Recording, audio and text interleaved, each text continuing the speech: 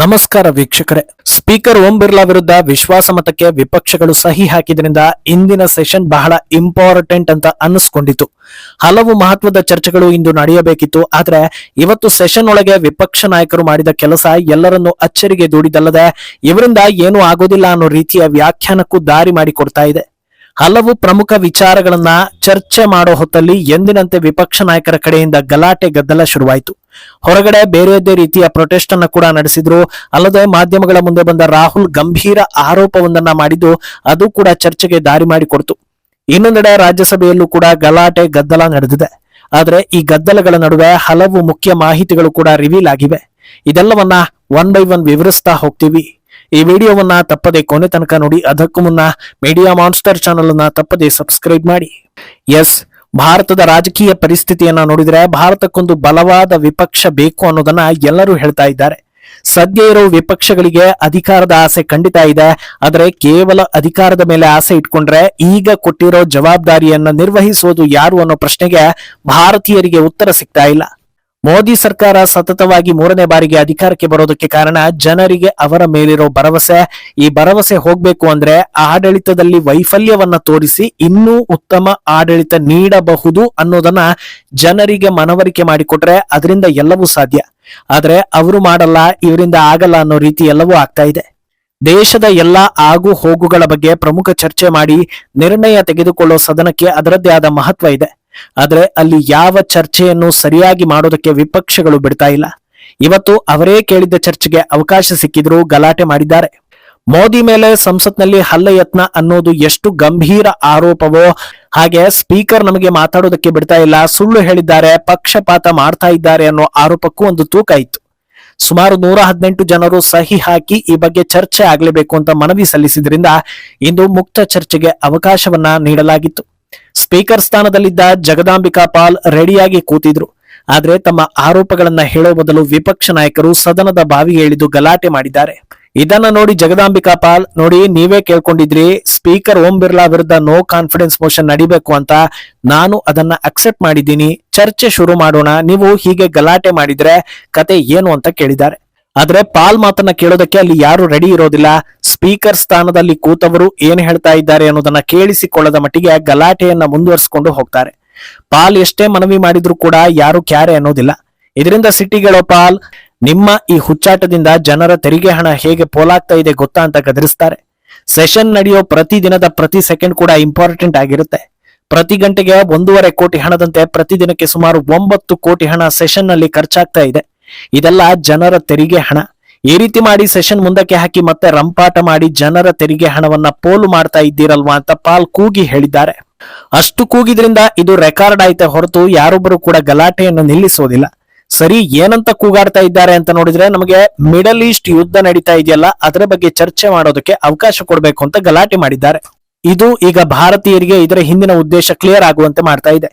ಇಷ್ಟು ದಿನಗಳ ಕಾಲ ನಮಗೆ ಮಾತಾಡೋದಕ್ಕೆ ಬಿಡ್ತಾ ಇಲ್ಲ ಅನ್ನೋ ಸೀರಿಯಸ್ ಅಲಿಗೇಷನ್ ಮಾಡಿದ್ರು, ಸ್ಪೀಕರ್ ಅನ್ನೇ ಟಾರ್ಗೆಟ್ ಮಾಡಿದ್ರು. ಕೊನೆಗೂ ಆ ಆರೋಪ ಸಾಬೀತು ಮಾಡೋದಕ್ಕೆ ಸಮಯ ಬಂದಾಗ ಯೂ ಟರ್ನ್ ಹೊಡೆದು ಬೇರೆ ಗಲಾಟೆ ಶುರು ಮಾಡಿದ್ರು. ಇದರ ಅರ್ಥ ಯಾವುದೇ ವಿಚಾರದ ಬಗ್ಗೆ ಚರ್ಚೆ ಮಾಡೋ ಉದ್ದೇಶ ಇವರಲ್ಲಿ ಇಲ್ಲ. ಏನೇ ನಡೀತಾ ಇದ್ರು ಇನ್ನೊಂದು ವಿಚಾರವನ್ನ ಕೆದಕಿ ಸೆಷನ್ ಸರಿಯಾಗಿ ನಡೆಯದಂತೆ ಮಾಡೋದು. ತೀರಾ ಗಲಾಟೆ ಮಾಡ್ತಾ ಇದ್ದಾರೆ, ಇವರು ಸರಿಯಾದ ರೀತಿಯಲ್ಲಿ ಹೋಗ್ತಾ ಇಲ್ಲ ಅಂತ ಜನರಿಗೆ ಅನ್ನಿಸೋ ಮುಂಚೆಯೇ ಅಲ್ಲಿಂದ ಹೊರಟು ಬಿಡೋದು. ಆಮೇಲೆ ನಮಗೆ ಮಾತಾಡೋದಕ್ಕೆ ಅವಕಾಶ ಕೊಡ್ಲಿಲ್ಲ ಅಂತ ಹೇಳೋದು. ಬಹುಶಃ ಸ್ಪೀಕರ್ ಮೇಲೆ ಮಾಡಿದ್ದ ಆರೋಪಗಳು ಸುಳ್ಳು, ಆ ಕುರಿತಂತೆ ಮಾತಾಡೋದಕ್ಕೆ ಯಾವುದೇ ಪ್ರಮುಖ ವಿಚಾರ ಇರಲಿಲ್ಲ, ವೋಟಿಂಗ್ ನಡೆದ್ರೆ ಗೆಲ್ಲೋದೂ ಇಲ್ಲ ಅಂತ ಗೊತ್ತಿತ್ತು, ಅದಕ್ಕೆ ಹೀಗೆ ಮಾಡಿದ್ದಾರೆ ಅನ್ನೋ ಚರ್ಚೆ ಆಗ್ತಾ ಇದೆ. ಇನ್ನು ಹೊರಗಡೆ ಬರ್ತಾ ಇದ್ದ ಹಾಗೆ ಇದೇ ವಿಚಾರದ ಬಗ್ಗೆ ಪ್ರೊಟೆಸ್ಟ್ ಶುರುವಾಗುತ್ತೆ. ಮೊದಲೇ ಸಿದ್ಧತೆ ಮಾಡ್ಕೊಂಡಂತೆ ಪೂರಕವಾದ ಬ್ಯಾನರ್ ಗಳನ್ನ ತಂದು ಪ್ರದರ್ಶನ ಮಾಡ್ತಾರೆ. ಅದರಲ್ಲಿ ಗಲ್ಫ್ ದೇಶಗಳು ಹೊತ್ತಿ ಉರಿತಾ ಇದೆ, ಭಾರತಕ್ಕೆ ತೈಲ ಸಮಸ್ಯೆ ಎದುರಾಗೋ ಸಾಧ್ಯತೆ ಇದೆ, ಆದ್ರೂ ಕೂಡ ಭಾರತ ಸೈಲೆಂಟ್ ಆಗಿದೆ.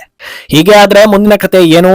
ಭಾರತ ಸರ್ಕಾರ ಈ ಬಗ್ಗೆ ಮೌನ ಮುರಿದು ಮಾತಾಡ್ಲೇಬೇಕು, ಎಸ್ಕೇಪ್ ಆಗೋ ಹಾಗಿಲ್ಲ, ಮಾತಾಡೋ ತನಕ ನಾವು ಬಿಡೋದಿಲ್ಲ ಅಂತ ಎಲ್ಲಾ ವಿಪಕ್ಷ ನಾಯಕರು ಕೈಯಲ್ಲಿ ಒಂದು ಬೋರ್ಡ್ ಹಿಡಿದು ಘೋಷಣೆ ಹಾಕ್ತಾ ಪ್ರೊಟೆಸ್ಟ್ ಮಾಡಿದ್ದಾರೆ. ಇನ್ನು ಇದೇ ವಿಚಾರಗಳನ್ನ ಹೇಳೋದಕ್ಕೆ ರಾಹುಲ್ ಗಾಂಧಿ ಮಾಧ್ಯಮದ ಮುಂದೆ ಕೂಡ ಬರ್ತಾರೆ. ಅಲ್ಲಿ ಮಾತಾಡೋ ರಾಹುಲ್ ತಡವರಿಸುತ್ತಲೇ ಒಂದಷ್ಟು ಆರೋಪಗಳನ್ನ ಮಾಡ್ತಾರೆ. ನೋಡಿ, ಮಧ್ಯಪ್ರಾಚ್ಯದಲ್ಲಿ ದೊಡ್ಡ ಯುದ್ಧ ನಡೀತಾ ಇದೆ, ಇದರಿಂದ ಭಾರತಕ್ಕೆ ದೊಡ್ಡ ಸಮಸ್ಯೆ ಕಾದಿದೆ, ಫ್ಯೂಲ್ ರೇಟ್ ಏರ್ತಾ ಇದೆ, ಭಾರತಕ್ಕೆ ಆರ್ಥಿಕ ಸಂಕಷ್ಟ ಬರೋ ಎಲ್ಲ ಲಕ್ಷಣಗಳು ಕಾಣಿಸ್ತಾ ಇದೆ. ಸ್ಟಾಕ್ ಮಾರ್ಕೆಟ್ ಕತೆ ಏನಾಗಿದೆ ಅನ್ನೋದನ್ನ ನೀವೇ ನೋಡ್ತಾನೆ ಇದ್ದೀರಾ. ಮೋದಿ US ಡೀಲ್ಗೆ ಸಹಿ ಹಾಕಿದ್ರಿಂದ ದೇಶಕ್ಕೆ ಭಾರಿ ಎಲ್ಲ ಸಮಸ್ಯೆ ಆಗ್ತಾ ಇದೆ. ಇದರ ಬಗ್ಗೆ ಡಿಸ್ಕಷನ್ ಮಾಡೋದ್ರಲ್ಲಿ ತಪ್ಪೇನಿದೆ. ಬೇರೆ ವಿಚಾರಗಳ ಬಗ್ಗೆ ಆಮೇಲೆ ಡಿಸ್ಕಷನ್ ಮಾಡಿದ್ರಾಯ್ತು. ಮೊದ್ಲಿಗೆ ಇದನ್ನ ಮಾತಾಡ್ಬೇಕಲ್ವಾ? ಇದನ್ನ ನಾವು ಕೇಳ್ತಾ ಇರೋದು. ಇದು ನಮ್ಮ ಒತ್ತಾಯ ಅಲ್ಲ, ಜನರ ಒತ್ತಾಯ. ಇದು ಜನರಿಗೆ ಬಂದಿರೋ ಸಮಸ್ಯೆ. ಪ್ರೈಮ್ ಮಿನಿಸ್ಟರ್ ಕಾಂಪ್ರಮೈಸ್ ಆಗಿದ್ದಾರೆ, ಅವರ ಮೇಲೆ ಬ್ಲಾಕ್ ಮೇಲ್ ನಡೀತಾ ಇದೆ. ಇದನ್ನ ನಾವು ಪ್ರಶ್ನೆ ಮಾಡ್ಲೇಬೇಕು. ನಮಗೆ ಅವಕಾಶ ಕೊಡ್ತಾ ಇಲ್ಲ. ನೋ ಕಾನ್ಫಿಡೆನ್ಸ್ ಮೋಷನ್ ಬಗ್ಗೆ ನಿಧಾನಕ್ಕೆ ಮಾತಾಡೋಣ, ಮೊದಲು ಇದಕ್ಕೆ ಅವಕಾಶ ಕೊಡ್ಲಿ, ನೀವೇನ್ ಹೇಳ್ತೀರಾ ಅಂತ ಮಾಧ್ಯಮದವರನ್ನ ಕೇಳ್ಬಿಡ್ತಾರೆ.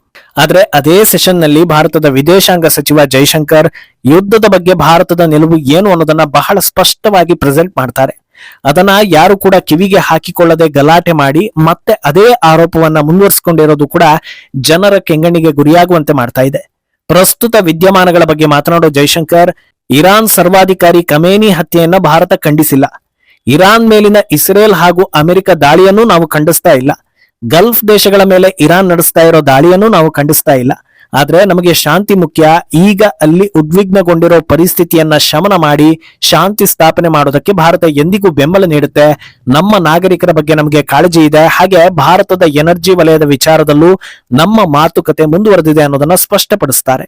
ಅಲ್ಲಿಗೆ ನಾವು ಯುದ್ಧದ ವಿಚಾರದಲ್ಲಿ ಒನ್ ಸೈಡೆಡ್ ಆಗಿಲ್ಲ. ನಮ್ಮ ಆದ್ಯತೆ ಶಾಂತಿ ಸ್ಥಾಪನೆ. ಭಾರತಕ್ಕೆ ಎದುರಾಗಬಹುದಾದ ಎಲ್ಲಾ ಸಮಸ್ಯೆಗಳ ಮೇಲೆ ನಮಗೆ ನಿಗಾ ಇದೆ ಅನ್ನೋದನ್ನ ಸ್ಪಷ್ಟವಾಗಿ ಹೇಳಿದ್ರು. ಕಾಂಗ್ರೆಸ್ ನಾಯಕರು ಇದನ್ನ ಅರ್ಥ ಮಾಡ್ಕೊಳ್ಳದೆ ಇರಾನ್ ಪರವಾಗಿ ಭಾರತ ಬೆಂಬಲ ಸೂಚಿಸಲೇಬೇಕು ಅನ್ನೋ ಒತ್ತಾಯವನ್ನ ಮಾಡ್ತಾ ಇದ್ದಾರೆ. ಇದು ಭಾರತವನ್ನ ಸಿಕ್ಕಿ ಹಾಕಿಸುವ ಪ್ರಯತ್ನವಲ್ಲದೆ ಇನ್ನೇನೂ ಅಲ್ಲ. ಕಾಂಗ್ರೆಸ್ ಹಾಗೂ ವಿಪಕ್ಷ ನಾಯಕರೇ, ನಮ್ಮ ದೇಶದ ಜನರಿಗೆ ದಯವಿಟ್ಟು ತೊಂದರೆ ಮಾಡಬೇಡಿ, ಭಾರತೀಯರನ್ನ ಬದುಕೋದಕ್ಕೆ ಬಿಡಿ ಅಂತ ಜನರು ಹೇಳೋ ರೀತಿ ದಾರಿ ಮಾಡಿಕೊಟ್ಟಿದೆ. ಇನ್ನೊಂದೆಡೆ ಅತ್ತ ರಾಜ್ಯಸಭೆಯಲ್ಲೂ ಕೂಡ ಹಂಗಾಮ ನಡೆದಿದೆ. ಕಾಂಗ್ರೆಸ್ ಪರ ಪತ್ರಕರ್ತ ಅಂತ ಗುರುತಿಸಿಕೊಂಡಿರೋ ರಾಜದೀಪ್ ಸರ್ದೇಸಾಯಿ ಪತ್ನಿ ಹಾಗೂ ರಾಜ್ಯಸಭಾ ಸದಸ್ಯ ಸಾಗರಿಕಾ ಘೋಷ್ ಬಂಗಾಳದ ಎಸ್ಐಆರ್ ಹಾಗೂ ಮಧ್ಯಪ್ರಾಚ್ಯದ ಯುದ್ಧದ ಬಗ್ಗೆ ಚರ್ಚೆ ಮಾಡಲೇಬೇಕು ಅಂತ ಗಲಾಟೆ ಮಾಡಿದ್ದಾರೆ. ಇದಕ್ಕೆ ಪ್ರತಿಕ್ರಿಯಿಸೋ JP ನಡ್ಡಾ, ನಿಮ್ಮ ಉದ್ದೇಶ ಚರ್ಚೆ ಮಾಡೋದಲ್ಲ, ಸುಮ್ಮನೆ ಗಲಾಟೆ ಎಬ್ಬಿಸಿ ಸೆಷನ್ ಹಾಳು ಮಾಡೋದು. ಈ ಹಿಂದೆ ಆಪರೇಷನ್ ಸಿಂಧೂರ್, ವಕ್ಫ್ ಬಿಲ್, ಪಹಲ್ಗಾಮ್ ಅಟ್ಯಾಕ್ ಕುರಿತಂತೆ ಚರ್ಚೆ ಮಾಡುವಾಗ ಸುಮ್ಮನೆ ಗಲಾಟೆ ಮಾಡಿದ್ರಿ, ಆಮೇಲೆ ಎದ್ದು ಹೋದ್ರಿ. ಇದು ಸೆಷನ್ ನಿಯಮಗಳ ಉಲ್ಲಂಘನೆ ಹಾಗೂ ಆರೋಗ್ಯಕರವಲ್ಲ ಅಂತ ಟಕ್ಕರ್ ಕೊಟ್ಟಿದ್ದಾರೆ. ಒಟ್ನಲ್ಲಿ ವಿಪಕ್ಷಗಳು ನಮಗೆ ಇದು ಬೇಕು ಅನ್ನೋದು, ಅದನ್ನ ಕೊಟ್ಟಾಗ ಇದು ಬೇಡ ಮೊದಲು ಇನ್ನೊಂದನ್ನ ಕೊಡಿ ಅಂತ ಗಲಾಟೆ ಮಾಡೋದು. ಇದೇ ರೀತಿ ಗಲಾಟೆಯೇ ಗುರಿ ಎನ್ನುವಂತಿದ್ದಾರೆ ಅನ್ನೋದು ಕಾಣಿಸ್ತಾ ಇದೆ. ಮುಂದೇನಾಗುತ್ತೆ ಅನ್ನೋದನ್ನ ಕಾದು ನೋಡ್ಬೇಕು. ಈ ಬಗ್ಗೆ ನಿಮ್ಮ ಅಭಿಪ್ರಾಯವನ್ನ ತಪ್ಪದೆ ಕಮೆಂಟ್ ಮೂಲಕ ತಿಳಿಸಿ.